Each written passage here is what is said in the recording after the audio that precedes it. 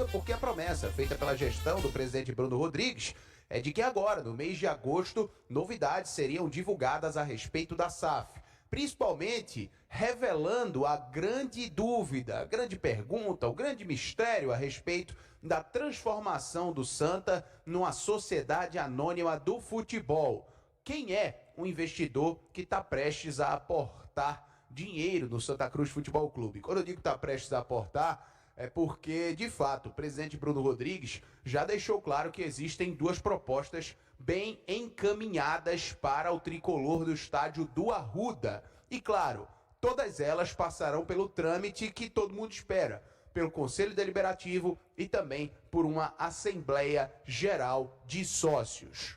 E a tendência é que tudo se resolva de fato nessa questão da SAF do Santa Cruz ainda dentro desse segundo semestre, até porque a pré-temporada 2025, Coral, acontece no mês de novembro, já com a presença dos garotos das categorias de base que disputaram o Pernambucano Sub-20 e vão disputar a Copa Atlântico e também a Copa Pernambuco da categoria. E se de fato a SAF for confirmada até o início da pré-temporada, o grupo de investidores já controla o futebol do Santa Cruz nos primeiros dias do planejamento para 2025. A gestão atual quer deixar um caminho já estruturado para a SAF, para os investidores, com uma espinha dorsal de elenco e também com um treinador, Itamar Schulli, que ontem, aliás, com o Retrô, conquistou de forma dramática classificação às oitavas de final da Série D do Campeonato Brasileiro, nos pênaltis, diante do América de Natal na Arena de Pernambuco. Santa tem um pré-contrato assinado com Itamar Schulli. E quem dá detalhes a respeito desse planejamento, deixando o futebol tricolor estruturado para o mês de novembro, é o diretor de futebol, Alan Araújo. O treinador Itamar Schulli, como você disse, ele tem um contrato assinado, né? Porque no futebol se costuma chamar um acordo preliminar de pré-contrato. O contrato que a gente chama no futebol contrato mesmo é o contrato CBF.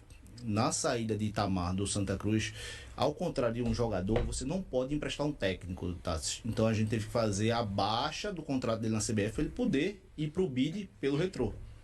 Mas na saída dele, ele assinou um contrato, ele recebeu um adiantamento, esse contrato tem uma multa e nós mantemos contato com ele, embora tenha que ser limitado em razão óbvia dele estar tocando um trabalho num outro clube, né? Mas da parte do Santa Cruz não existe nenhum interesse e não dá prosseguimento a esse contrato, tá? Em relação aos atletas, tem uma questão de ordem muito prática.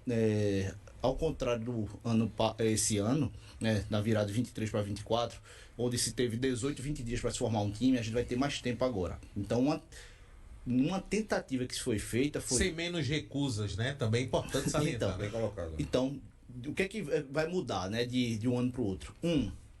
Mais tempo para formar o time. 2, mais credibilidade, né, já que o clube vem pagando consistentemente em dia suas obrigações. 3, agora, né, ao contrário de 95% de não que o clube recebeu, agora vai haver mais sim, né? Então o contexto muda, né? E para tirar proveito desse momento, lá no encerramento vamos dizer assim, da operação do futebol em 2024, se tentou já estabelecer alguns pré-contratos com jogadores que deram certo, né? Alguns desses jogadores, tá, se vou ser muito honesto e franco com você, alguns desses jogadores simplesmente decidiram não assinar o pré-contrato nesse momento, porque imagina, de um lado, se você é o gestor lá do clube, você vai atrás dos jogadores que mais deram certo. Na cabeça do jogador que mais deu certo, ele tem mercado, então ele quer aproveitar o segundo semestre na atual temporada antes de firmar um novo acordo. Então parte desses acordos não evoluíram por essa razão. O jogador gosta e entende que foi feito um bom trabalho aqui, mas queria não deixar o futuro um pouco mais aberto de possibilidades. Mas quem topou, o Santa Cruz tentou fazer isso. Assina quem já tinha contrato é emprestado imediatamente para baixar o custo fixo da folha, né, para diminuir o desafio de pagar em dia, né? Então isso foi o caso do Ítalo Melo, isso foi o caso do Lucas Siqueira, foi o caso do próprio Matheus, né? Ele foi para o Amazonas, agora para o Náutico. A gente já vinha na luta para procurar encaixar o Henrique Lordeiro, mas ele tinha tido uma questão com o empresário anterior, esse é um novo empresário.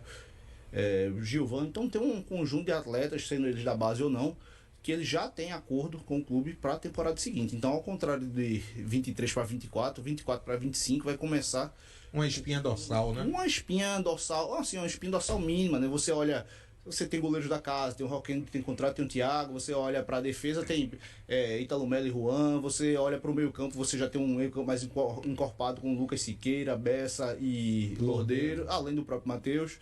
Então o negócio começa um pouco. Né? Você começa mais encorpado. Aí você diz, Alain. Tá então a participação de Alan Araújo, diretor de futebol do Santa Cruz, nesse primeiro tempo do Assunto é Futebol.